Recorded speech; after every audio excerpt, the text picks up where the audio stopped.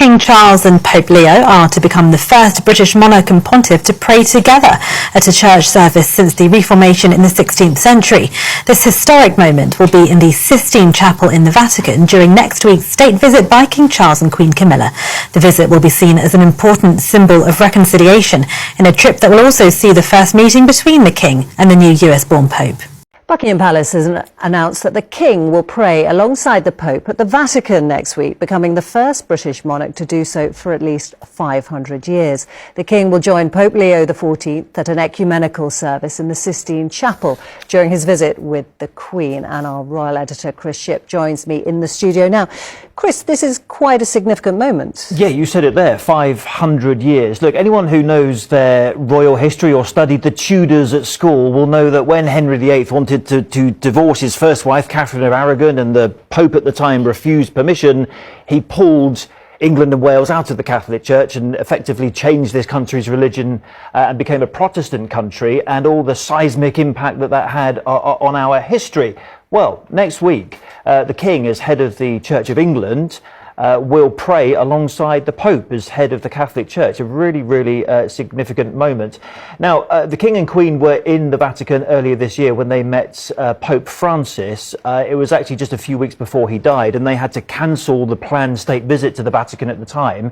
That state visit is back on next week, and of course, since then, of course, Pope Leo has been elected in the Sistine Chapel. But I think you just got to think about the imagery next week. There's always been a fairly healthy relationship between the monarch of this country and the Pope in Rome. For example, Queen Elizabeth II had 4 visits to the Vatican, but praying in public alongside the Pope is a absolutely significant moment. And when you think about that in the Sistine Chapel with the, Michelangelo's fresco above them and the head of 2 churches and 2 heads of state praying next to one another, as you say, that hasn't happened for at least 500 years, not since Henry VIII's big decision in the 1530s, so quite something. It's a very long time ago. My husband.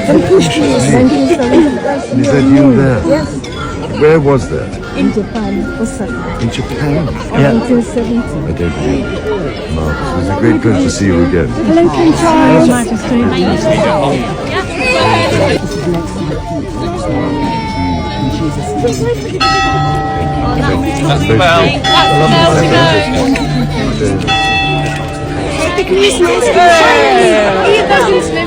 After 500 years, history is being made again. King Charles III is set to become the first British monarch in half a millennium to pray publicly with the Pope. During his upcoming visit to the Vatican, he'll join Pope Leo XIV for a special prayer at the Sistine Chapel, marking a powerful moment of unity between the Church of England and the Catholic Church. Now 500 years of division, one historic prayer of peace. Ain't no way this is happening. What the actual heck? King Charles is about to make history, becoming the first British monarch in 500 years to publicly pray with the Pope. Yes, you heard that right. 5 centuries. He and Queen Camilla will meet Pope Leo XIV at the Apostolic Palace next week. This isn't just a handshake.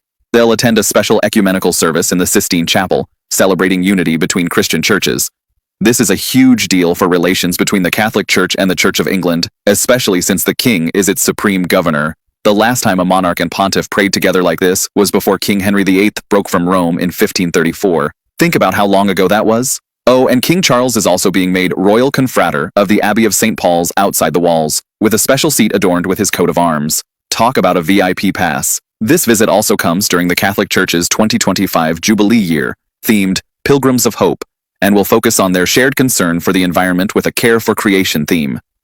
The United Kingdom government sees this as crucial for strengthening their relationship with a key international partner. Follow for more breaking royal and global news. I try not to do this, but please can you repost this video and wait till the end, because there's a twist in this whole story. I need you to stay, okay?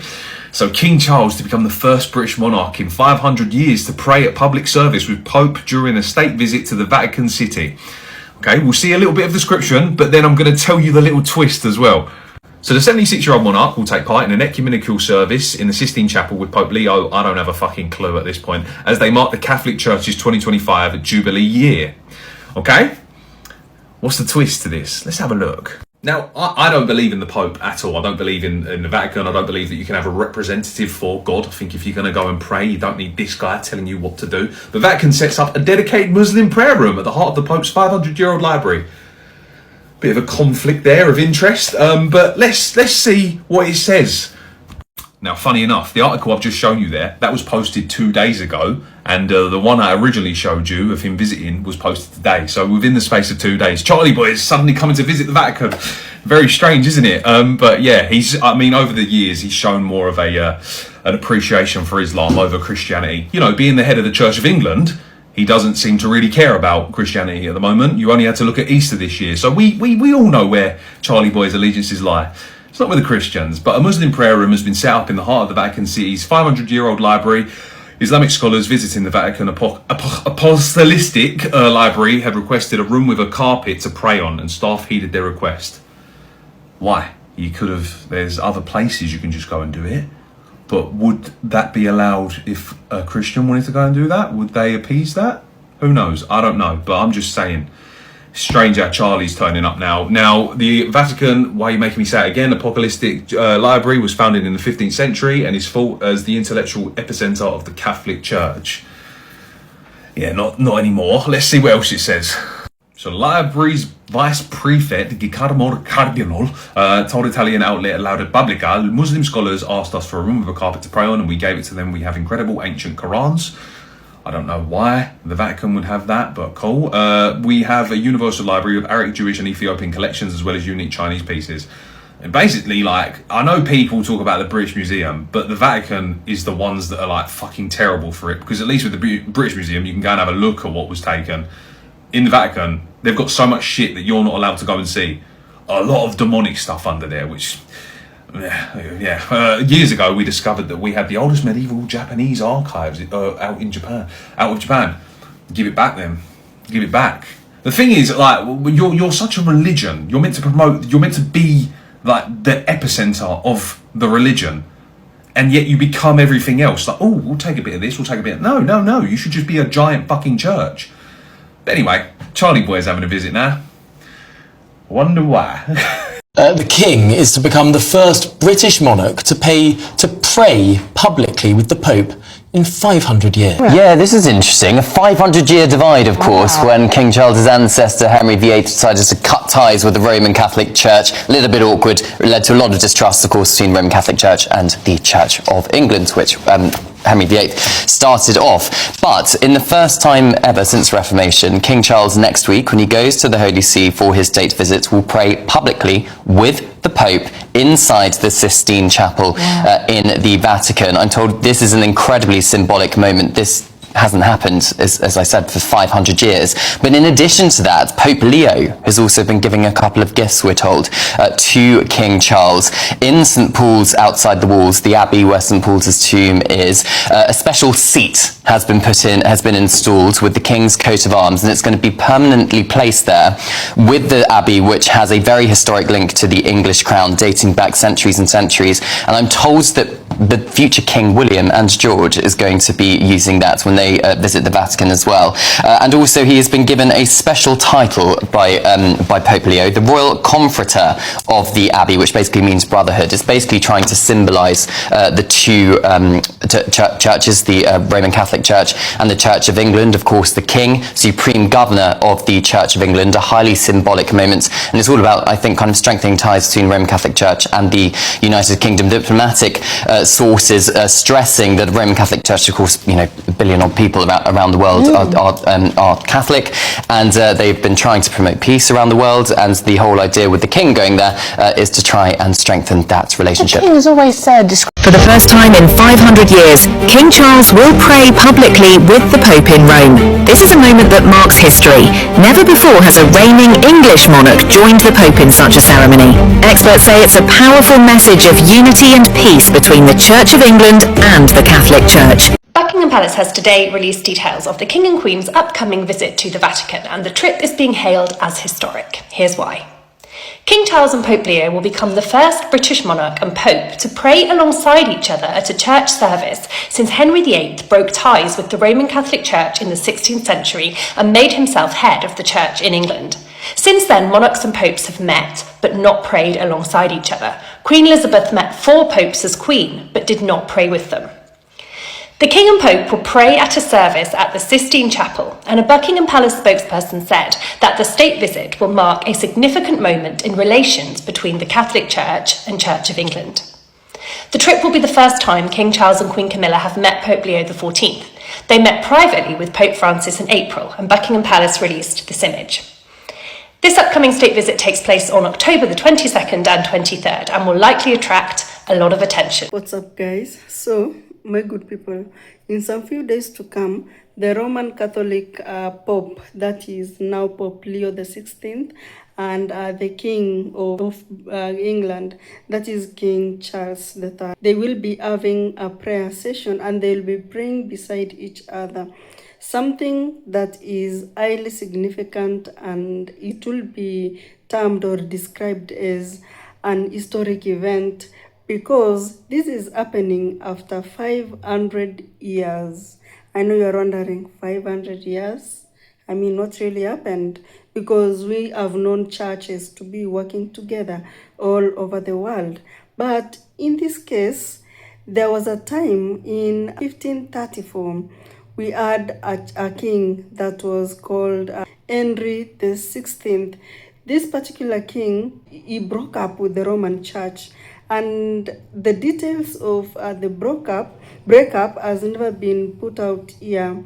And if it's there, it's not that popular, because you can imagine it's been 500 good years since that time.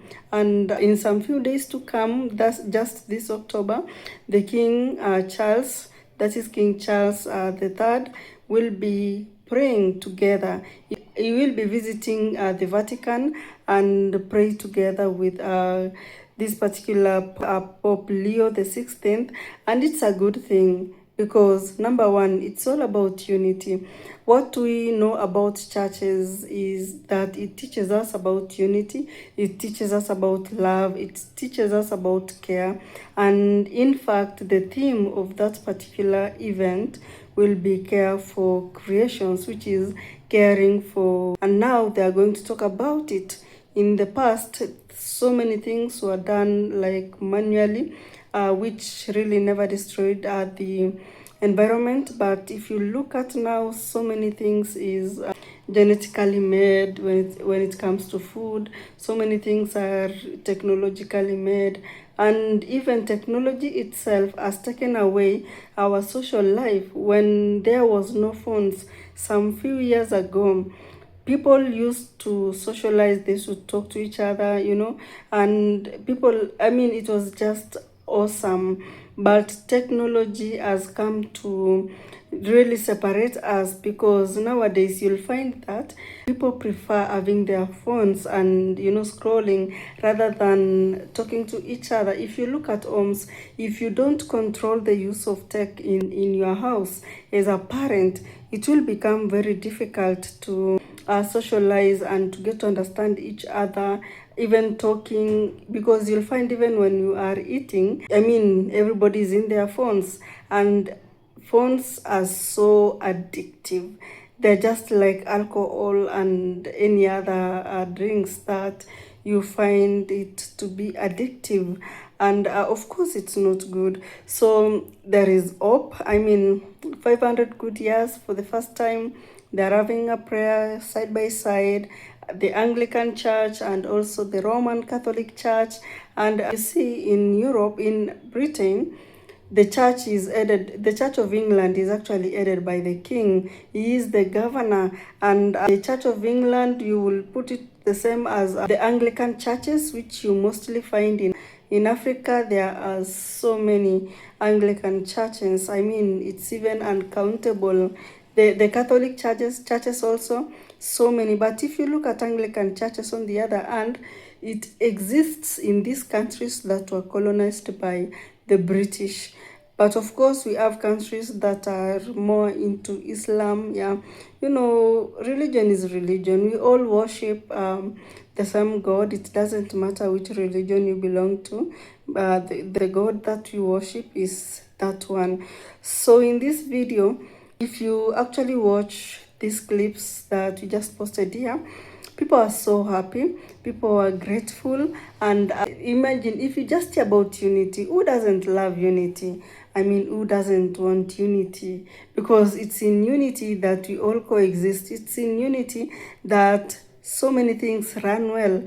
It's in unity that there is love, there is appreciation. But look at where there is war. Even there is lack of food, lack of security, lack of basic needs. But where there is unity, there is so much good things. So I can't wait to actually see the progress, what will be happening.